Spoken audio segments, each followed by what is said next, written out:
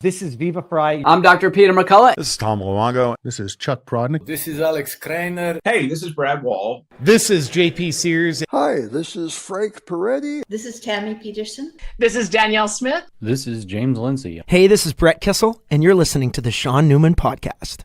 Welcome to the podcast, folks. Happy Tuesday. How's everybody doing today? Well, we got the Cornerstone Forum Saturday. It's brought to you by Silver Gold Bull and Bow Valley Credit Union, two sponsors of the podcast, and they're helping bring it to Calgary. We're super excited for that. We just had a few tickets left. We closed sales on Sunday. There might be a few left up there, so it's down to its final number. So if you haven't got your ticket, you might be able to squeak on the site and grab one or two. They might be left. Not sure, but a shout out to Silver Gold Bull and Bow Valley Credit Union for being two of the companies to step up and bring it there. Of course, when we're talking precious metals, you might want to know the number of ounces of silver needed to buy an ounce of gold are now at near a 30-year high. Silver is now bargain priced with when compared to gold, and it's the perfect time to protect a portion of your savings with silver. Just head to silvergoldbull.ca.com. You can also text or email Grahame for details about this feature, any other questions you may have around buying, selling, or storing or using your retirement accounts to invest in precious metals. And they've been talking very highly of all of you fine folks. I know everybody talks highly about Grahame, but Graham's been singing your praises, saying the audience has been fantastic to deal with. So shout out to all of you. Profit River, they have a promo code on every purchase. So if you use SMP on every purchase, you're going to get thrown into a draw each month for a $100 gift card to the store. You can also go direct to Joel. He is their internet and phone sales manager, and he knows his stuff. So when navigating everything to do with firearms and in Canada, that's the guy to talk to. Make sure, whether you're in person, on the phone, online, that you reference the code SNP. That'll get you thrown in. And, of course, they're the major retailer of firearms, optics, and accessories serving all of Canada. Just go to profitriver.com. RecTech, for over 20 years, they've been a leader in the power sports industry. Well, when it comes to golf, I saw people golfing on my way to Edmonton this past weekend. And you might want to go check out their golf carts. They are sharp. And if you're attending the Cornerstone Forum, RecTech is going to be in the house. They're bringing one of their golf carts and a Defender, one of their side-by-sides. So you can take a look for yourself at what I'm talking about. They're open Monday through Saturday. And if you are stopping through Lloydminster, make sure you stop in on the west side at RecTech and say hello to Ryan, the manager there, and tell him I sent you, all right? They also got a fancy new pocket knife for purchases there with the SMP logo on it. You might want to go check that out too. Planetcom, when you're busy running a growing business, trying to stay on top of the ever-changing world of information technology, well, it can be overwhelming to say the least, and that's what they want to take care of for you, leaving you to do your thing while they do theirs. For over 22 years, Planetcom has been there to boost your productivity by proactively managing every aspect of your IT infrastructure. So when you're looking to... what am I doing here, folks? I'm clicking things, and I'm not... and I lost my line. Welcome to Tuesday. Both in the house and in the cloud. So this ensures you're not too tangled up in technology to get anything done. They built the new Shaun Newman Podcast website. So stop over there, take a look at it, and tell me what you think. Substack, free to subscribe to. My apologies to all the Substack folks. It has been a busy, busy week. We're going to get that rectified. And if you're listening or watching on Spotify, Apple, YouTube, Rumble, X, make sure to subscribe. Make sure to leave a review. And let's get on to that tale of the tape.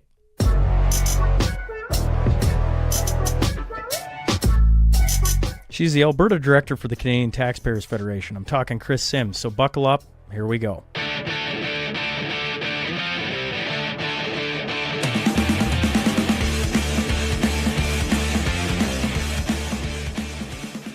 Welcome to the Shaun Newman Podcast. Today, I'm joined by Kris Sims. Kris, I was just saying to you, it's a heck of a lot better when you're in studio, but appreciate you joining me nonetheless.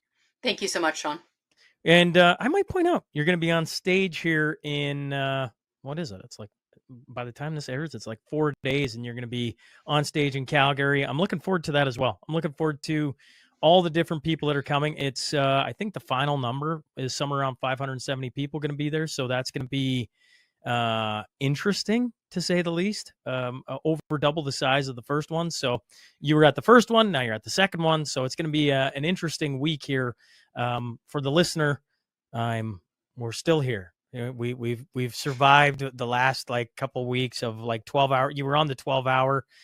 You were hosting your own. That was a crazy day. That's why I wanted to have you back on. That was a bit nuts. I wanted to have you back on. It was only like a couple of weeks ago. I had you and Franco on, and then you were on the live stream, and I'm like, okay, new government in. And although we're going to be at the Cornerstone Forum talking a whole bunch of things, before we get there, I just want you to break me down. Like, okay, we got a new government. It is the Liberals again. Is there going to be any surprises here of like all of a sudden they're cutting down the budget, they're getting rid of government, they're defunding the CBC, they're doing a whole bunch of wonderful things, or is it more of the same? So I always try to be an optimist, and anything is possible, as the last 5 years or so have taught us that I couldn't see some of these things coming. So anything's possible. My hope in my little heart is that Dr. Mark Carney takes a look at the books and says, you know what, this ain't working. I am going to figure out a way to balance the budget within my 4-year term. I need to figure out a better way of doing things. I meant it when I said I was in favor of an energy corridor. That means pipelines with oil and gas going through those pipelines, not sunshine and wind. That means trade corridors. That means train lines that are shipping, all that good stuff. I do hope that. I don't know if that's a rational hope, because I think it's important to take people at their word. And as Maya Angelou said, people teach you how to treat them. So Carney has been saying repeatedly, especially through his book Values, that he believes that 80% of the world's oil and gas must stay in the ground. That he believes fundamentally in a carbon tax, so much so that he's going to impose carbon taxes, brand new carbon tariffs on imports into Canada. So much so that he put that in his costed platform, that it's right off the hop going to cost Canadians about $500 million, just that one tariff. So all that is to say, Shaun, I am trying to hold out some form of hope that things have just gotten too bad, that the gears are starting to grind and there's smoke coming out of this engine now, and that a reasonable person would notice that, diagnose it, and fix it. But I don't know if that's going to happen. So what do you like? Okay. 80% of the world's oil should stay on the ground. I know. What do you foresee? Like, at the CTF, you guys are constantly like, you're like, we don't care what government's in, just do the things that are right for taxpayers, right? It's pretty self-explanatory. On his, I don't know, do we call it a throne speech, the victory speech, whatever speech it is, when Carney won, he talked about getting rid of the trade, I don't know, the interprovincial trade barriers, trade tariffs, whatever we're calling them, by July 1st. I assume you heard that and we're like, well, that's a good thing. That's not a bad thing. Like we stare at these guys and we always go, okay, this is all awful. This is going to be bad. But then he says something like that. And I'm like, well, that actually makes sense. And I can't hate him for that. I assume that's a good thing. Are there anything else that you've picked up from any of the Liberal platform? I mean, obviously they haven't formed government yet and there's still things to be done. But in the short term that he's been acting prime minister, has there been anything that you're picking up on, good or bad, I guess? So the bad is that his costed platform adds more debt than even Trudeau was planning to do. So the whole notion of, oh, well, Carney's smart because he's got a PhD in economics from Oxford, and he's been a globalist banker of both Bank of England and Bank of Canada. So he must be financially sound. He must be good with money. People would be forgiven for having that kind of general impression of him, especially compared to Trudeau, who said deliberately, like, I don't think about monetary issues. Like, we know, Trudeau, you don't. And Carney would never say something so silly as the budget will balance itself. But I think that's gone, unfortunately. If we are to take him at his word and believe his costed platform, he's planning on piling on more debt than Trudeau was going to. Now, he calls it investing, but governments don't have their own money. Okay, this is all taxpayers' money. Governments spend money. That's what they do. If they spend or invest money, the debt goes up. So that's what's going to happen if he goes according to his own plan. The big one that's coming is going to be the industrial carbon tax. So he just reduced the consumer carbon tax down to 0 for now. We don't know what he's going to do with it later, but that's why we're generally seeing gas to be around 20 cents ish cheaper per liter now than it was, say, 3 months ago. Like here in Lethbridge, it's about buck 23 a liter, around there. Before he reduced it to 0, is around $1.45, $1.43. So it's about 20 cents off, which is exactly the amount of the carbon tax. The big one is the industrial, though, because he said repeatedly he is going to bring in a big industrial carbon tax. It frightened the steel industry so much in Ontario that we saw trade unions endorsing the Conservatives. I have never seen that before in my life. We saw those steel workers and pipe workers say that it's going to, quote, decimate the steel industry in Ontario. We saw Ontario Premier Doug Ford say exactly nothing about that. Not one peep. Didn't go after Carney. Didn't defend the steel industry. So there's a lot to be concerned about here with both the strangulation of our natural resources, which will just continue. Because already, since 2015, Shaun, we've seen, I think it's about $570 billion worth of projects either canceled or strangled, like through delay, since 2015. Like gone. Like we're out like 600 billion. And Carney has said he wants to keep the No More Pipelines law in place, and he said he wants to keep the energy cap in place. So according to what he has said himself, unfortunately, I think we're in for a lot. The bright side, and I will give some bright sides, he did commit to reducing our income tax. So it'll save up to $800 per year per working couple. That's money, okay? And credit where it's due, I thought his first press conference he gave was good. Just from a purely comms, communications professional standpoint. He sounded calm. He sounded reasonable. He didn't give any big promises of what was going to happen with his meeting with Trump. And with him saying that he was going to give Pierre Poilievre a by-election, quote, as soon as possible, no games, straight. I think that earned him a little bit of grace with some folks. We'll see if that holds. You know, it's funny. You want to hate a guy, right, or the party. You know, like the Liberals have been in for a long time. There's a lot of Conservatives that are like, "This is bad." I'd probably be one of them. You know, and I sit here and I'm watching this and I'm like, okay, so like, you know, is he going to do things in the next? Because you know, like you talk about the carbon tax goes to 0. Everyone's like, okay, but he didn't remove it. It's just down to 0, so they can turn that back up at any time. Correct? Yep. They can. It's still on the books. It's still law. It can be brought back up. Or he could eliminate it, which would be great. But he also needs to get rid of the industrial carbon tax, because all that's going to do is nail fuel refineries, who, guess what, will then pass that cost on down to us per liter for gasoline and diesel. So he's got to do both. But that's why I'm holding my praise back, because he said he's just going to shift it over.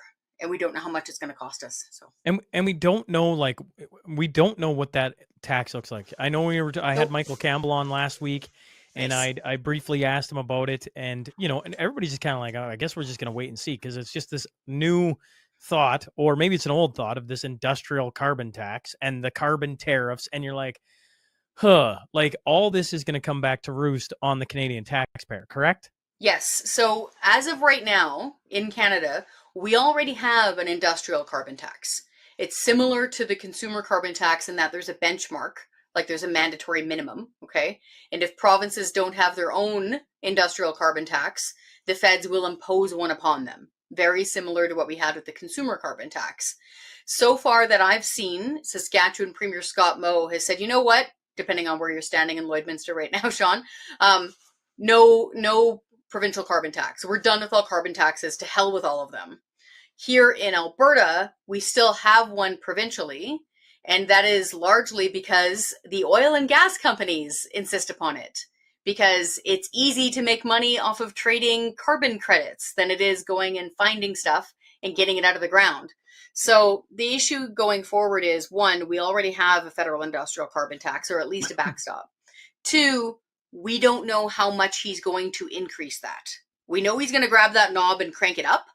We just don't know by how much. Like, to give you an example, those steel workers or pipe workers, those guys that I mentioned that endorsed Pierre Poilievre out of Hamilton, in their letter, I have not referenced this myself, I have not checked, but in their letter, they claim that the industrial carbon tax was already costing the steel industry, I think it was $9 million a year. So I think that was the amount they used, but it's in the millions. This isn't a couple of bucks. So it's going to go up. We just don't know by how much.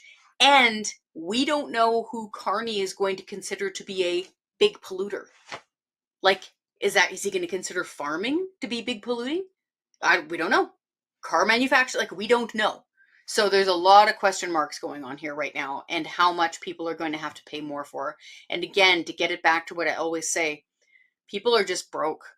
Like, the prices of everything have gone up and up and up every year with inflation. We've got a 40-year high inflation rate.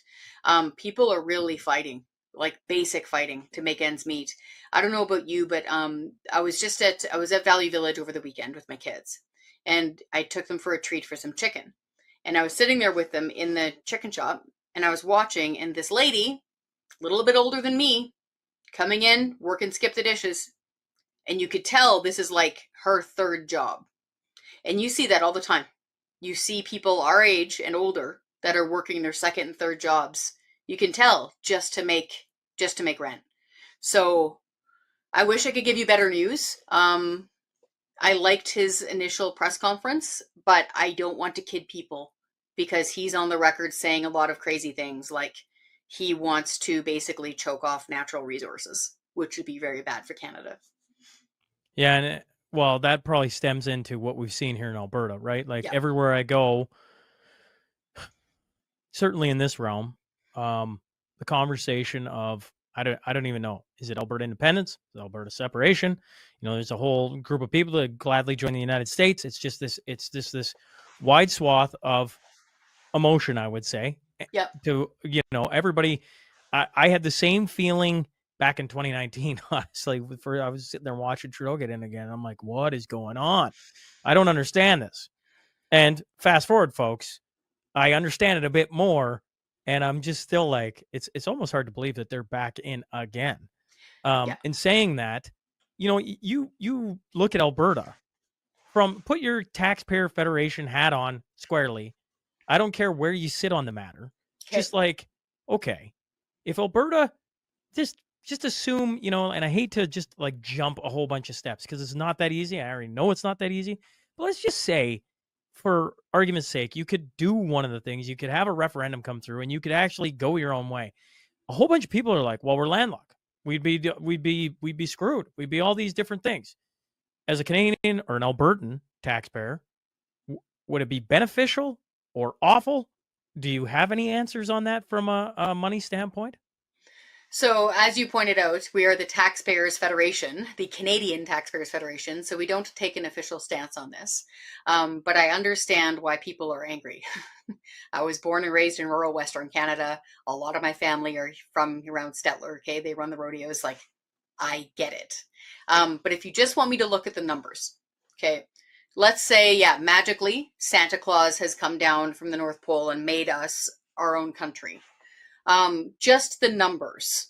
So since the 1950s, Alberta alone, not including Saskatchewan, Alberta alone has paid out around $70 billion with a B, just in equalization to the rest of Canada, meaning we're out that amount.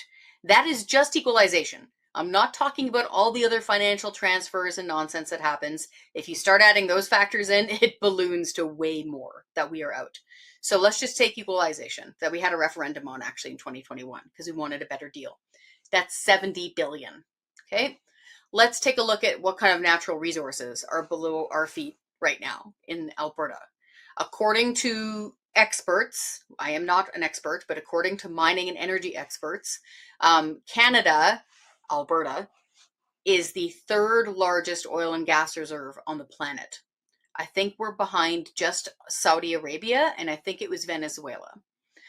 Add it all up together, we're talking like crude, we're talking natural gas, all of the elements that would be referred to as the oil and gas industry, generally speaking. I think the amount that they were estimating was like $1 trillion, like with a T, based on how much stuff we have. And that's just the known reserves. So that is why, to my friends back east that I worked with very closely, especially in government and the press gallery, they have to take this very seriously, like very seriously, because a lot of people will stay in relationships for a long time that are well past their due.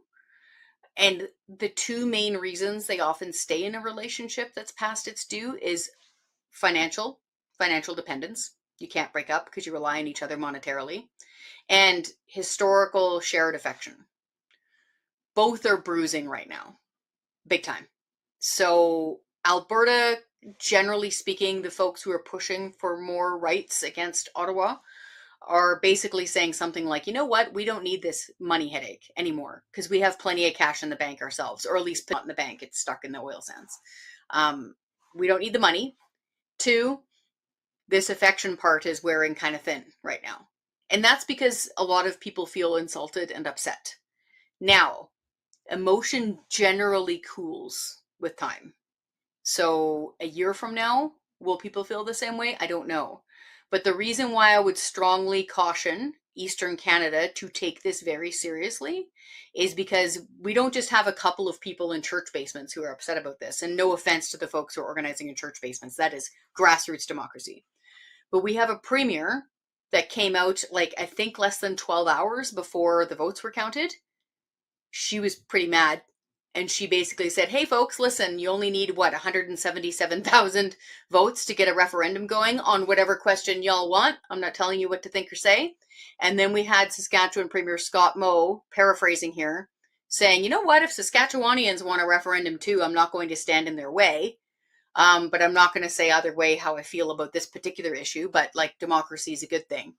And now we have Preston Manning, the Reform Party founder. I forget what the group is called, but he's basically been tapped to chair like an inquiry group, like an examination panel on where we stand within Confederation and how Alberta has been treated over the decades. These are some serious players now involved in this. And so I don't know where it's going to happen or where it's going to go, but there's a lot of money on the table here, and there's some very serious people that are talking about this. So I would just, again, even from just a federalist perspective, if it means a lot to you to be able to go from, like, Coombs, Vancouver Island, to, Blue Rocks, Nova Scotia, and stay in the same country, we have to pay attention to this, guys. Yeah, it wasn't lost on me when she came out with her press conference at the time and everything. I'm like, well, if that doesn't get Mark Carney to fly out and or fly in Danielle Smith, would take your pick, and take seriously the things she's talking about. Because you talk about all the money we've lost out on, or all the projects, since 2015. I think we were all paying attention when different countries came here looking for our natural resources, and Trudeau was like, yeah, we got, there's no business case. And everyone's like, what is going on? Right. And I mean, that's just one little example of a relationship turned sour over the course of 10 years. I mean, you've been in and around politics a heck of a lot more than I have. I've talked to a lot of Albertans who've been around the reform days and seen some different movements come through. In your mind, when you're listening to all the conversations going on and all the different rooms you're in, and maybe the odd church basement, as because you talk about grassroots democracy, have you seen it, like the temperature this hot, or is this harken back to maybe the 80s? This reminds me a lot of early 90s. So going back to the Canadian Taxpayers Federation formation. So back in the late 80s is when the Reform Party started, largely because, one, a lot of Western alienation, people were still smarting and hurting from the first Trudeau Prime Minister. People had lost their homes. He had just, obliterated almost the oil industry through his NEP. Like, I don't need to remind folks listening to your show what that was like in the early 80s in Alberta. And it affected all of Western Canada, of course, because a lot of the men from all over Western Canada would fly in to work they called it the patch back then. And then in 1990 is when the Canadian Taxpayers Federation started, and it was a union, funnily enough, between the Alberta ratepayers and the Saskatchewan ratepayers. And they were so, pardon my language, pissed off at Ottawa, largely over things like the GST and not being heard, that they started the Canadian Taxpayers Federation. And we had rallies, like scrap the tax rallies. It was pretty barn burny. And even as a child, I remember seeing the footage from that, combined with the reform movement. Now, back then, the aforementioned Preston Manning said the West wants in. We want in, meaning quit ignoring us. Western alienation is reaching a fever pitch.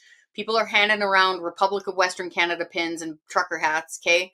We need to fix this. Let's get in. Let's get in.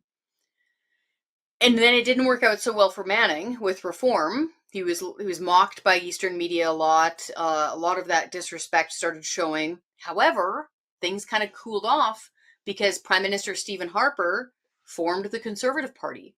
They brought the Canadian Alliance and the Progressive Conservatives together, and he was able to have, I think, 3 different terms of government, 1 majority. So Western alienation really dropped then. But boy, like, I just even walking now, to be fair, I'm in Lethbridge, okay?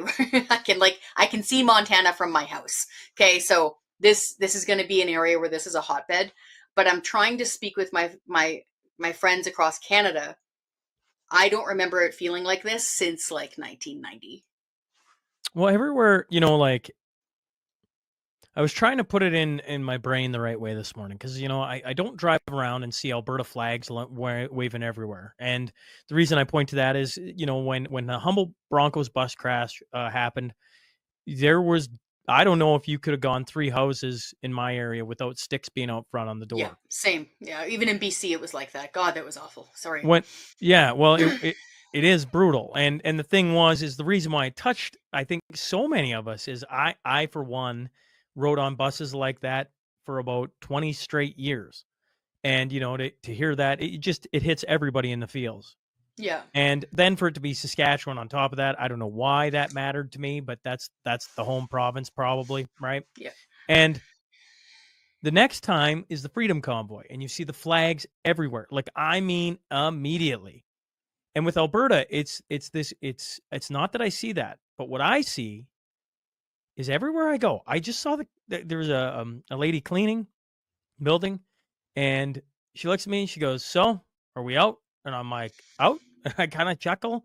I'm like, "Well, I know it's not that fast. I know you can't just snap your fingers. You can't do the Santa Claus analogy and you're out. I know that from figures of the APP, it's well over 100,000 now. So I've been told. They gotta go through those all. They gotta make sure they're all legit and blah blah blah. But it isn't 3,000. Nope. And I'm watching, the Danielle Smith conference lowering the threshold and allowing to have a referendum. Now, can you get a successful referendum? Geez, I'd have to go back to Ben Trudeau when he was on the podcast not that long ago, and he'd been a part of the Quebec referendums, and he goes, it's referendums aren't won on facts and logic, it's won on emotion. And so Yes. you go like, okay, so this is what's interesting about this is everywhere I go, this is a conversation of, the hot topic, I guess. And yet it's like, yeah, but it's still got a ways to go. Or maybe I'm wrong on that, Kris. Maybe you can fill in some blanks I'm missing.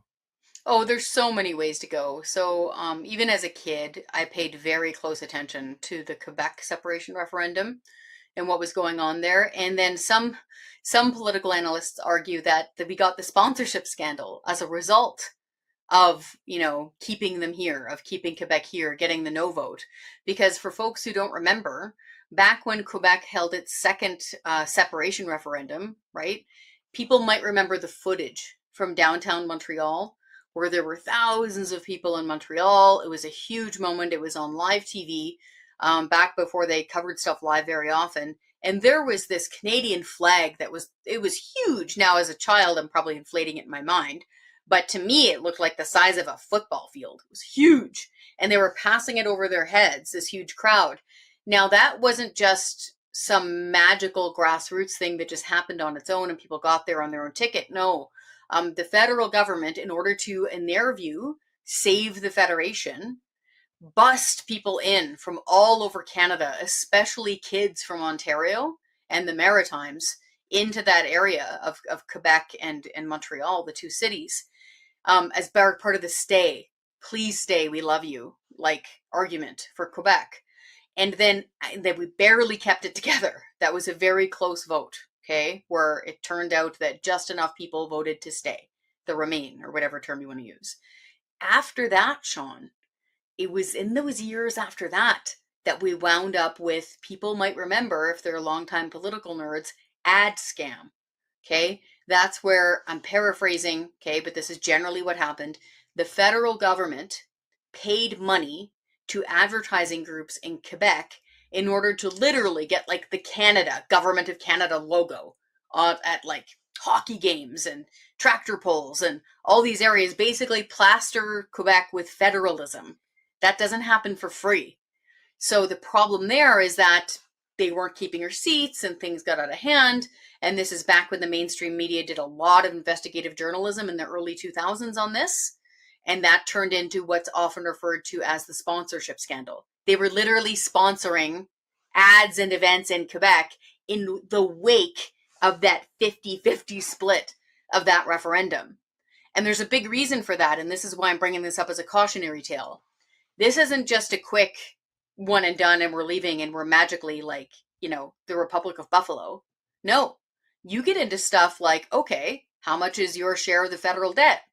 What's going to happen with the armed forces? What passport are you going to have? What currency are you going to have? What about First Nations people? What's your relationship with the Crown? Like, things get really complicated really fast. And I'm not telling people to stop their grassroots, like, totally fine. Like, I deeply respect grassroots movements, but I do want to be practical here in that there's a lot of variables involved with something like this. And now that we've got the added factor of US President Donald Trump saying stuff all the time, including over the weekend. I don't know if you saw that. Did you hear those clips?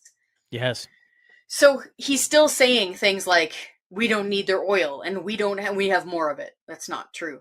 But like, we have more of it and we don't need their lumber and we don't need their cars. And like, sure, they should be 51st, and calling Trudeau governor again, just like dumping gasoline on the fire again.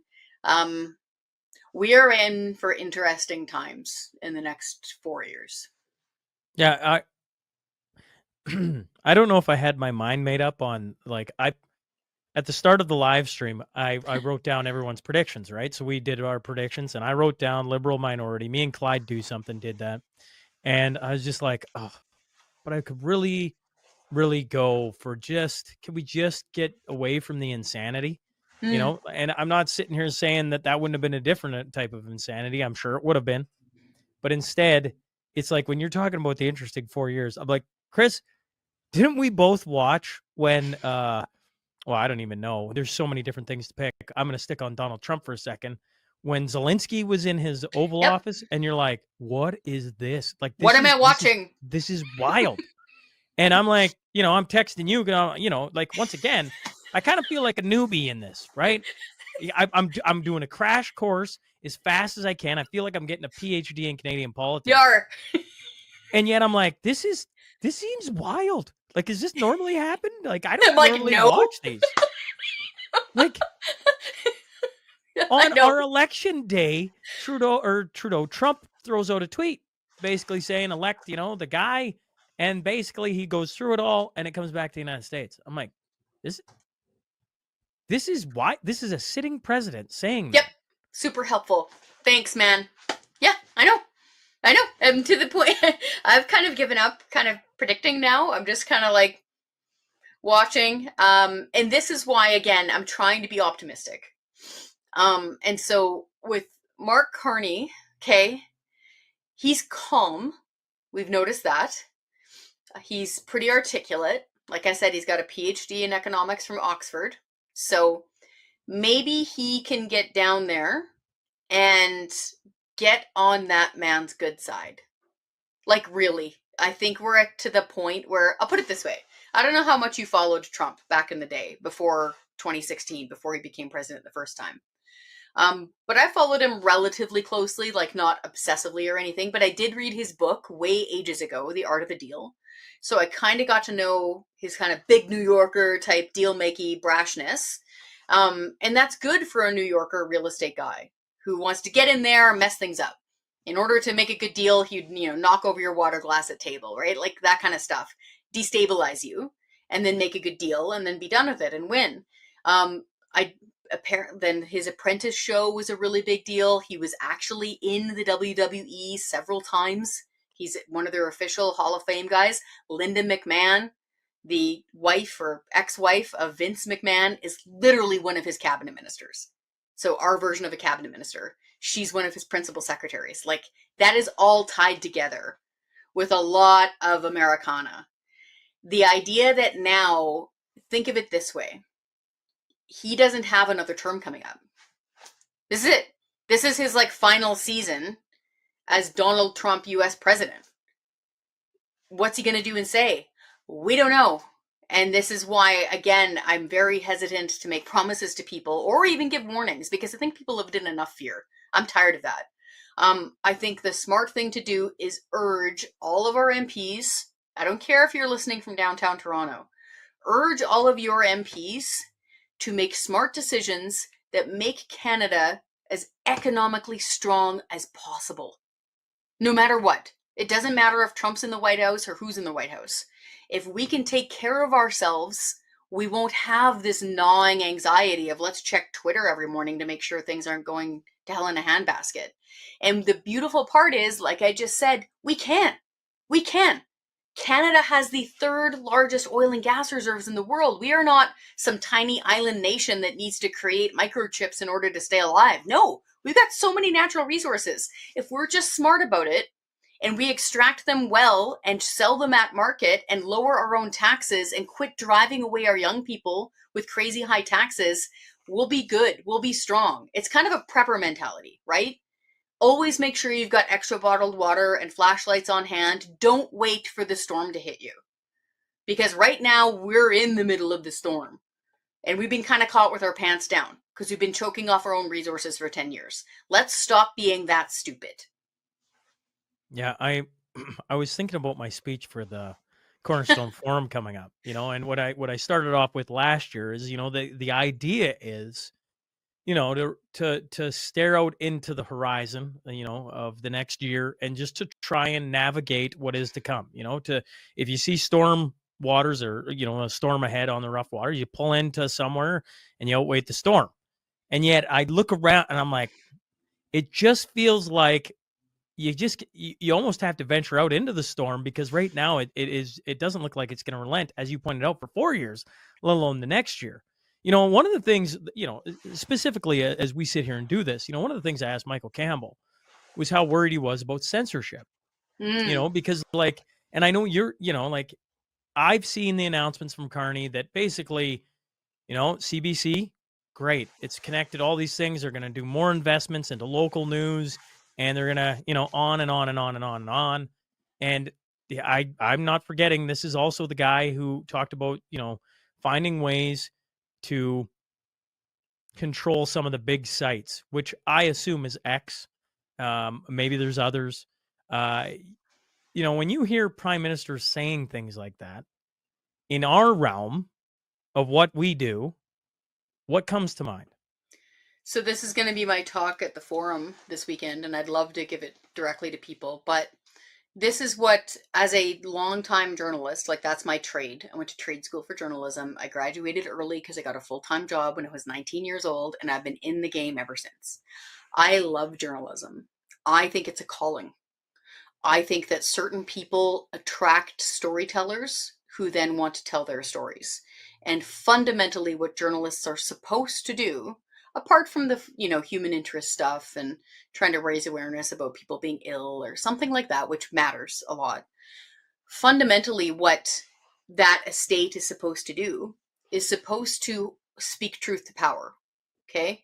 It's supposed to hold the powerful to account. And nothing is more powerful than the state. So that is why the old CBC investigative journalism show was called The Fifth Estate, because it's supposed to be juxtaposed against the powers, the halls of power. I see this as a clear and present danger right now if it stays on the current course, because this is basically like a two-sided vice. Okay, if Carney sticks with what the Liberals were doing before he picked up the reins, I hope that he goes in an opposite direction and goes for free speech and free expression. But given what we've got in front of us, if he keeps things like Bill C-63, if he keeps the censorship laws, if he keeps C-11, if he keeps funding the CBC, on one side of this vice, we've got government-funded media. So we do not have a free press in Canada. Free press does not mean some paperboy with a bunch of rolled up newspapers there on Times Square handing them out for free. That is not what free press means. Free press is free from the state. We do not have that in Canada because, apart from the CBC, separate and apart, a huge chunk of the mainstream media is now on government payroll, meaning they wouldn't be able to keep their employees employed, those journalists working in the newsrooms, if they didn't get a handout from government. That is not journalism. That is a walking conflict of interest and a contradiction. So we've got on one side the CBC, $1.4 billion per year. Carney's agreed to jack it up to about $2 billion per year with a B, okay? And we got a ton of mainstream media now dependent utterly on their existence on the state. So government-funded media on one side of this vice. Crank, crank, crank, crank. Here comes the other side of the vice. Censorship. So we've already got Bill C-11. Under Bill C-11, now the CRTC, which used to simply regulate what you saw on TV, okay, which is one of the reasons why Sun News Network never made it, the CRTC now has the power to regulate podcast providers. So not the individual podcasts, but the providers. So that would be things like Apple, YouTube, Spotify, like name it. Rumble? Like who knows who else they're going to try to regulate.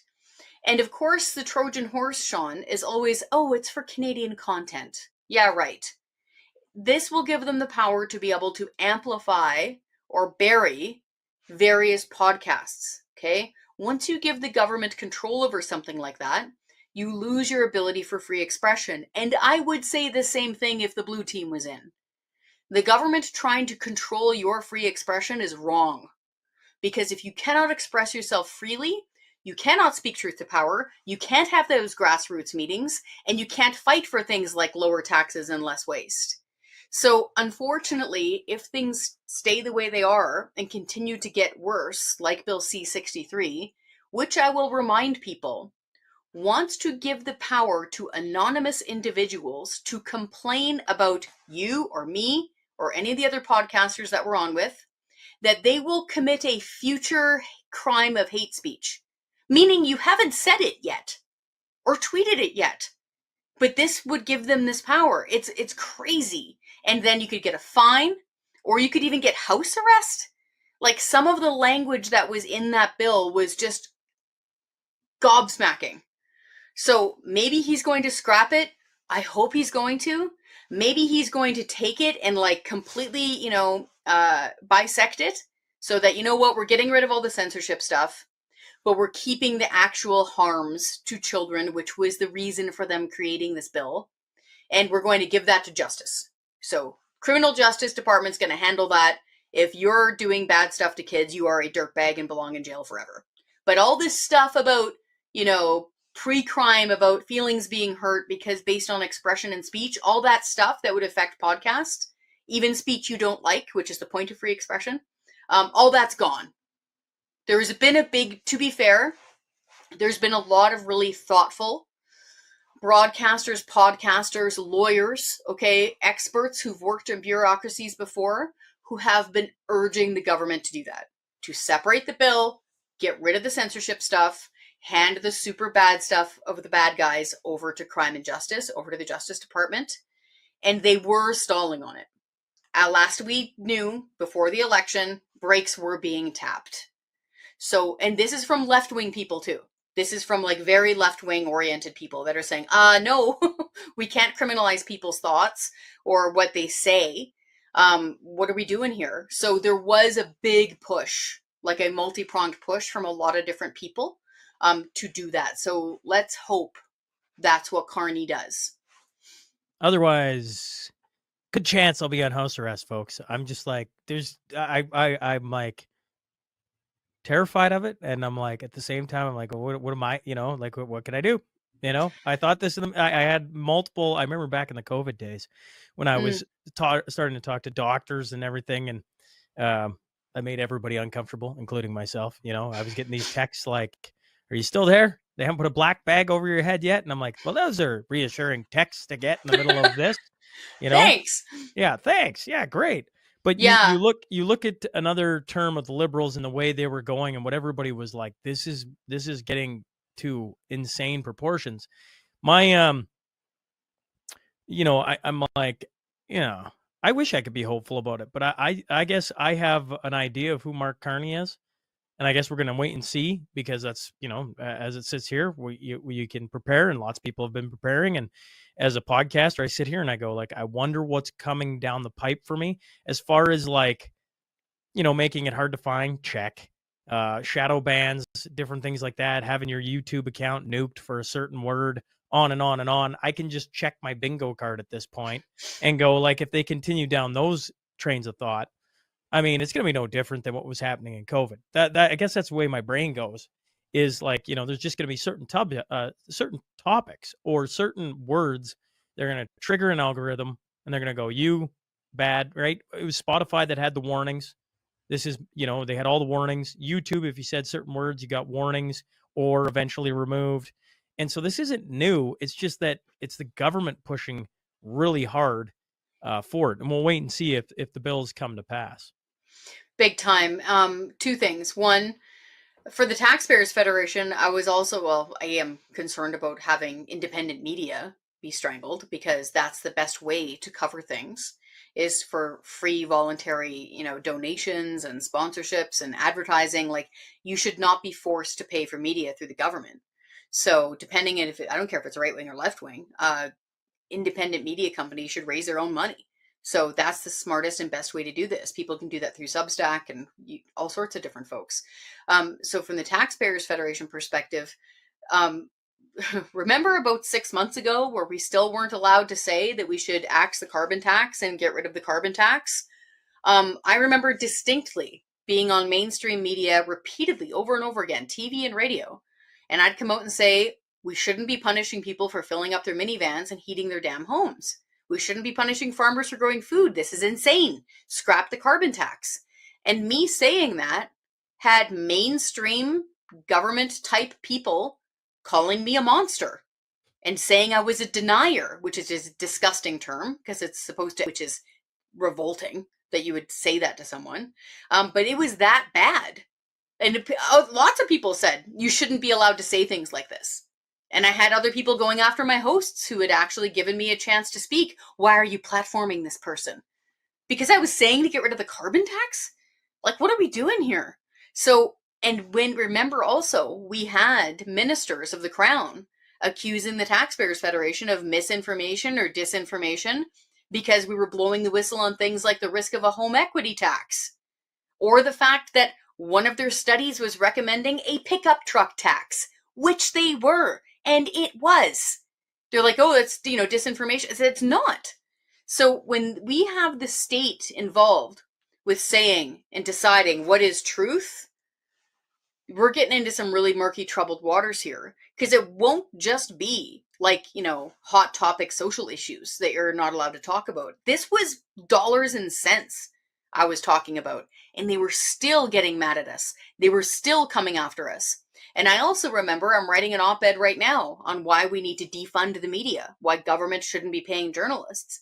And I remember distinctly, not one, I think there was 3 separate Liberal MPs at different times getting really mad at, say, the National Post or Post Media, basically threatening to pull their funding, like directly on Twitter, going after reporters and columnists and stuff. It's wild, Shaun. I want to end. I don't know if this is a hopeful note, but maybe. Let's try. Well, one of the things about election night, obviously, you knew we did 12 hours, and at the end of it, we had 88,000 people watching simultaneously. We had in the first 24 hours, it was over 400,000 people had Wow. checked out for different durations. And a shout out to all the people listening to us who tuned in for more than 9 hours. I had people who one lady, I think it was a lady, forgive me, said I tuned in for all 12 hours except for 34 minutes it took me to run and vote. And I still got 700 plus texts I'm working through, but every time I seem to narrow it down, it seems to balloon back up. So I'm working my way back. I'm trying to answer everybody who texted that day, which was a super cool day. And I continue to say, and I'd be curious your thoughts because, like I do this show, you get to be a guest on a ton of different independent media, whether it's shows like this or part of their online news forums, etc. Haven't you seen like an absolute growth or just like, like I think of like Jasmine Lane. I had her on. Yeah. I had no idea who she was. And that's just the latest. There's like so many more that I keep running into now in Canada that are talking openly, having these platforms and running shows. Isn't that a hopeful note for Canadians of like, listen, the media landscape is changing in front of our eyes.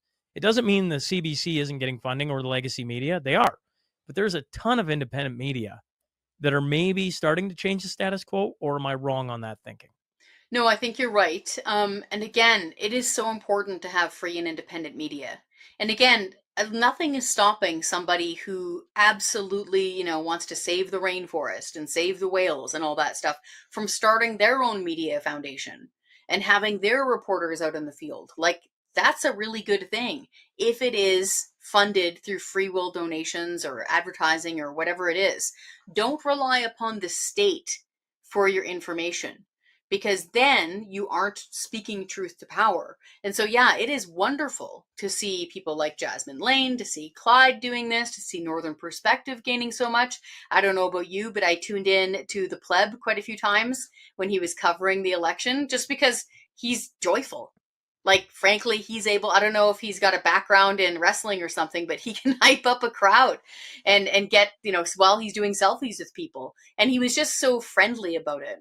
And so I do think that we've got a growing and burgeoning independent media landscape that is a bit of a mix of journalism, online print journalism, influencers, columnists, activists, all sorts of them.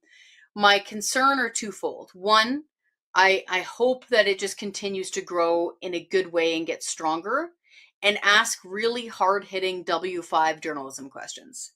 So it's not all just for clicks and reaction videos and stuff. No. Get down there, file the Freedom of Information request yourself, do the research yourself, break news, break real news. That's outstanding. Do documentaries on what you find. I can say this, folks. It's always good when Kris Sims calls me and says, "You just broke news," and I'm like, "Really? Oh, wow! I didn't even know what I was doing." It's great, and that's what changes the game.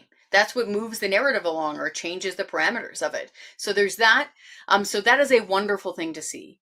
Again, though, this is where my concern about Bill C-63 comes into things, and Bill C, the combination of that with Bill C-11. And so I would this is a minority government, pretty strong minority, not going to lie to you, because the NDP doesn't have a leader right now, so they're likely going to vote with the government, all that understood. However, your voice still matters. So I would just urge everybody to pay attention, part of this army of free expression, tax fighters and whatnot. Always be in touch with your local MP, even if they aren't the party you prefer, because that shows that you're on to them, It shows that that at a minimum they get paid $200,000 a year, plus all their expenses. That if they're a cabinet minister, they're getting paid more than $300,000 per year, plus a car allowance, And tell them that you want free expression. If we can focus on that and to cut back spending for the love of all that is holy, because unfortunately, again, going back to my initial comment, we're seeing the guy with the PhD in economics, the central banker, planning on putting more onto the debt that the drama teacher was. Folks, we all pay for this. Like, the interest alone that we're paying on the federal debt now is more than what Ottawa sends to the provinces for healthcare. Okay, it is shocking amount of money, and that's all coming out of our pockets. Okay, it is very similar to inflation in the form of it's like a hidden tax. This toxic eating debt is like a form of hidden tax on all working people in Canada. So just keep up that fight. Stay in touch with your MP because we still have a democracy, and I would urge everybody to stay in the game. Kris, appreciate you hopping on and doing this. And, well, I'm sure we'll have a little bit of fun here this Saturday in Calgary. I've sent out a beacon to all of my supporters, all of the CTF supporters in the Calgary area. Hopefully they're going to swamp the area. Franco Terrazzano is going to come along to the event, the Cornerstone event. We're going to have books there. We're going to have defund the CBC bumper stickers. They're exclusive. They're only handed out in person. So people come out to that. And just straight up, Shaun, your election night coverage was awesome.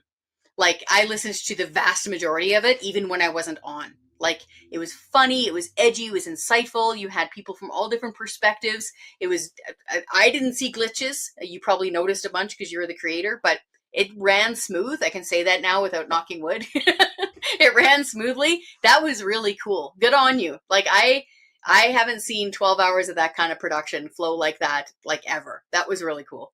That means a lot coming from you because you're a lady in the production world. So I know enough about you and your background and your career history to know that. So I appreciate that. It's taken to the audience because somebody said, Shaun, you sound tired. Maybe you just need to take a nap. I'm like, it took probably a week. Like, I'm just starting to feel like, I'm starting to feel like good again. And then the Cornerstone Forum's going to hit. And it's going to wipe me out all over again, right? Like, if you've never been to the forum, everybody knows I run a tight ship when it's on stage. And that'll be a good day, but a taxing day. And appreciate that because we put a lot of effort into making sure, it wasn't just the same conversation happening over and over again. We brought in a lot of different people, and I appreciate them coming on and trusting us to lead a show that was worthy of their time. Because, like you think it was funny. We had you and Franco on, and Tristan Hopper. Tristan Hopper was making, he's making fun of like I work for the legacy media, right? He was talking to it, and that was an interesting, just dynamic in general. And that wasn't the only one. There was plenty of that all day long, and hopefully, Lord willing, in the years to come, we'll be able to provide similar production value and guest lists and a focus on what's going on Canadian politics. That's the hope, anyways. I think we'll be able to, man. Congratulations. Looking forward to seeing you on Saturday. Yes, you as well. Thanks, Kris. Thank you.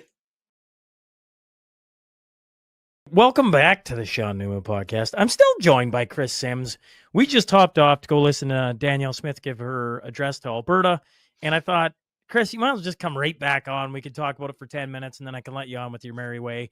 But, we both said if she just showed up and it wasn't, anything to really talk about, there would be no point in coming back on. But of course, separation, the conversation of separation referendums was a big chunk in that. She had, I think, 4 demands: access to Tidewater, basically repealing the no pipeline bill. And, what did you think of what Danielle had to say about, I don't know, just addressing Alberta? Because, this isn't just off the cuff. We talked in our interview that the day after, it hasn't even been, literally 5 minutes fresh. It'd been 12 hours, and she'd come out guns a-blazing, reducing the ability or helping the ability, I guess, reducing what it needed for citizens to get a referendum through. Now, about a week later, she's on with another thing, basically saying a whole bunch of demands. And then she speaks directly to Albertans saying, you know what, if you want out, you're not a traitor. And if you want to stay, you're not some dummy. And then there's a whole bunch in the middle that don't want the status quo, and that she puts herself firmly in that camp. I'm generalizing the entire thing. I'd push people to go listen to it, especially if you're from Alberta. It's on X. I'm sure it's on YouTube. Kris, your thoughts? So not surprised. Again, it was based largely off of what she already had to say, but in a much more kind of stateswomanly manner, like kind of a fireside chat sort of delivery, because of course not everybody watches the press conference, but the formal address to the province sort of stuff, that gets a little bit more of a different audience. So what really piqued my interest was the language she used in relation to what we do going forward with Ottawa. And remember how we were talking, comparing it to Quebec and what happened at the referendum there? Yeah. So she used the term Alberta Accord. For those of us of a certain vintage, we'll remember things like the Meech Lake Accord and the Charlottetown Accord, which were part and parcel to that big referendum vote on separation that Quebec had. What some may think of as a positive outcome from that is that Quebec is still a part of Canada. It's just a distinct part of Canada, which is why it's very interesting that Premier Smith used the term sovereign Alberta. She keeps repeating the phrase, a sovereign Alberta within a strong united Canada, which is interesting because sovereignty doesn't necessarily mean separation. Sovereignty means that you're under your own rule and that you're under your own control. Basically, you're a master of your own destiny. And if you take a look at Quebec, for example, Quebec controls its own immigration. It decides what kind of immigration they want into their province. Provinces usually don't have that ability. Quebec, for the most part, is able to decide what kind of healthcare delivery system they want in their province. Like, there's a lot of things. They have their own pension program. They have their own provincial police force. Quebec is definitely a distinct society. Like, I think it was Prime Minister Stephen Harper who put it well when he said Quebec is a nation, nation to be born. Quebec is a nation within a country of Canada. And I think that's what the Premier of Alberta here is aiming for. If Alberta can have control over its own things like pipelines and access to energy corridors, and maybe have things like its own pension program, who knows, own police force, all that stuff. Basically, there's this big billboard that I drive past as I'm heading up the number 2 to Calgary, and it basically says, more Alberta, less Ottawa. I think a lot of Albertans would be real happy if we can get a lot more just Alberta and a lot less Ottawa. It doesn't necessarily mean we have to separate. Do you think Ottawa, like if you're sitting there and you're Mark Carney and you hear, repeal this bill, access to tidewaters, we want the same treatment in, why is the term spacing me? In equalization. Thank you. Yep. You hear those and I'm like, it's great to say it out loud. I don't know if they can, can they actually do those things? Yes. So that's what I found really interesting. And shout out to Nigel Hannaford and Derek Fildebrandt. I think they're still doing their live right now on Western Standard. And they made a great point. Nigel did, in that these aren't constitutionally triggering questions that she's putting forward. So she's not putting forward something really dramatic that would require, reopening the Constitution, which would be like opening a bag of gigantic snakes. Like, there's so many things that go along with that. These are political options, meaning, yeah, he'd be able to do them. The key element that you were keying in on there, and I've got the number here in front of me, generally speaking, she said that she wants Alberta, I'm paraphrasing, to have the same amount of equalization dollars coming back to it that the other big provinces do. So she's leaving out, the chronically have not, won't develop their natural resources provinces largely in the Maritimes. Okay, separating them. She said that basically we want the same equalization payments coming back to Alberta as the other big provinces do. The other big provinces, by her definition, were Ontario and Quebec. And as of right now, these are rough numbers. In 2024-2025, Ontario got $576 million in equalization. And Quebec, this is the big one, got $13.3 billion with a B in 1 year. So that's what she's saying she wants. She wants that. She wants access to tidewater through a guaranteed corridor, and she wants Ottawa to stop strangling our natural resources. Those are all politically doable. Like, Carney could do it as soon as he reconvenes Parliament. Yeah, whether or not he can actually do it we'll see. You know, I don't know about you, but when the leader of Alberta starts spitting fire at the East, I'm like, it's about time. It's literally about time. And seeing this, it's to me, it's very clear, right? Because if he follows through on a whole bunch of things, it pretty much takes down a huge chunk of the independence movement, doesn't it? And if he doesn't, it only flames it more. What I would want, speaking personally, is for more rights for Albertans to decide what they want to do with their own money and their own jobs. Like, basically no interference from Ottawa. If I could have my way, I would add a whole bunch of stuff to that. Like, she had the plastics ban on there, so we would have our straws and our bloody plastic grocery bags back as a mom who shops. Yeah. Heck, I'd add on to that, scrap your stupid EV mandate. Like, how dare you, number one, tell me what kind of vehicle I'm allowed to drive? Number two, we can't afford this. This is a really bad idea. So if I could, I would have no interference from Ottawa and allow Alberta to be, master of its own destiny within Canada. Because as she puts it, and she puts herself in the camp like you described it, she puts herself in the camp of those who have an attachment still to Canada, who take it seriously. And with all due respect, there's probably a ton of listeners to your show right now that are in who, that camp. That's right. And who were in literally the armed forces. Like, they fought and risked their lives under that flag. Like, it means something to them. And there's all sorts of Albertans who love Alberta who weren't born here, myself included. There's lots of folks from other parts of Canada who really love Alberta, but are still, culturally attached, familially attached to other parts of Canada, but want us to stop being screwed by Ottawa too.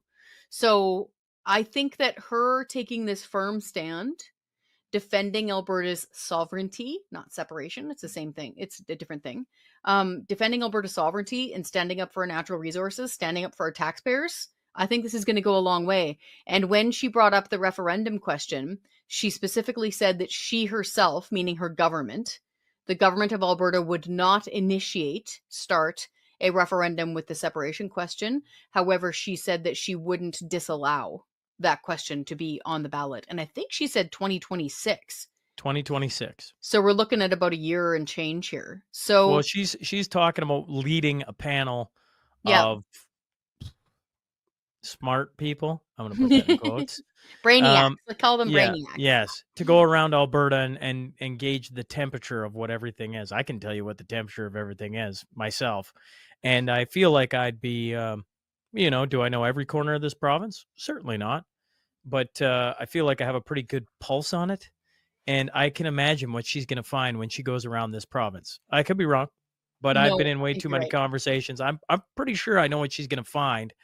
And it'll be interesting to see what they put on a referendum. And then, knowing, whether she'll make any of those referendum questions binding will be the next question that I'll be paying attention to, right? Because, obviously we've had a referendum on equalization. And what most people say is, and what happened? Nothing. Because really. Ottawa didn't heed it. Yep. So, there's going to be a lot of people that are frustrated. It's on one hand, it's a lot of fancy talk to be like, yeah, we're going to go look into this and we're going to have another panel and it's going to go around. On the flip side, when you go, Carney gets in 12 hours after she comes out, lowering the threshold. I think that's a pretty clear indication. It is. Of what she is, stands for or is watching Ottawa and goes, if this is where it's going to go, we're going to have some tools in our tool bag.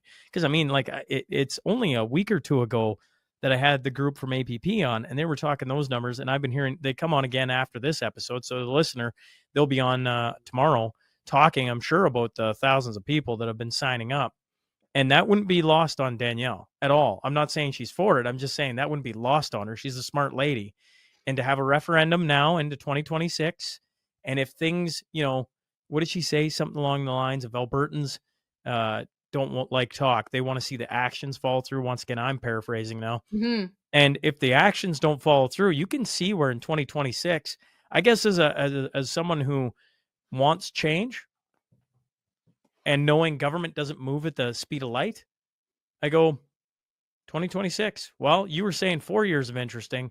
The next year just got a whole lot more interesting to pay attention to, right? Like there's going to be things going on here over the next 8 months, roughly, Big 7 time. months, I guess, that are going to be something to pay attention to. Big time. She also said that she wants, I think the language was no more access to our emissions data. And folks probably remember, it feels like a year ago now, but it was only like a few weeks ago when she came out and said that federal agents, meaning the federal government, are no longer permitted on Alberta property to even find their supposed quote unquote emissions data. And that even used terms like trespassing if something like that happened. She also raised, I will point this out, I almost forgot, the completely unfair gun grab. So the targeting of law-abiding, responsible, legal firearms owners in Alberta, in that she won't stand for that either. So there were a lot of things that she mentioned there to explain, number one, why Alberta is fed up and they've had it, and number two, why Alberta is distinct. Alberta is a special culture. It absolutely is. I've lived in most provinces of this country. I even lived in Quebec for a short period of time. Alberta is distinct. It just doesn't have its own language. So that's why it doesn't stand out as much as, say, the French speakers in Quebec. But she really seems pretty determined about this. So again, I was stressing this on a mainstream national radio show today. To my folks who are back in Ontario, in the press gallery and stuff, do not ignore this. Yeah. Like, this is for realsies. Like, this is really, really for real. So yeah, basically what's happened is she's made it official, what she was already saying, and she's going to chair an Alberta Next panel. She's going to get some smart people together, probably people similar to Preston Manning, okay, who are going to go and listen to people and find out what they want to do. And she also has made it easier for people to hold a referendum. And while they're not going to spearhead one themselves as a government, that she said that they wouldn't stand in the way of one happening, I'm waiting to see now what Saskatchewan Premier Scott Moe says and what Prime Minister Mark Carney says. He's going to be meeting with Trump tomorrow. I bet you this is brought up in that scrum. Isn't this going to be interesting? Yeah, buckle up, folks. Kris, Thanks for hopping back on for 15 minutes. Your insight is much appreciated, and we'll look forward to seeing you again here on Saturday. Thanks, Shaun. Stay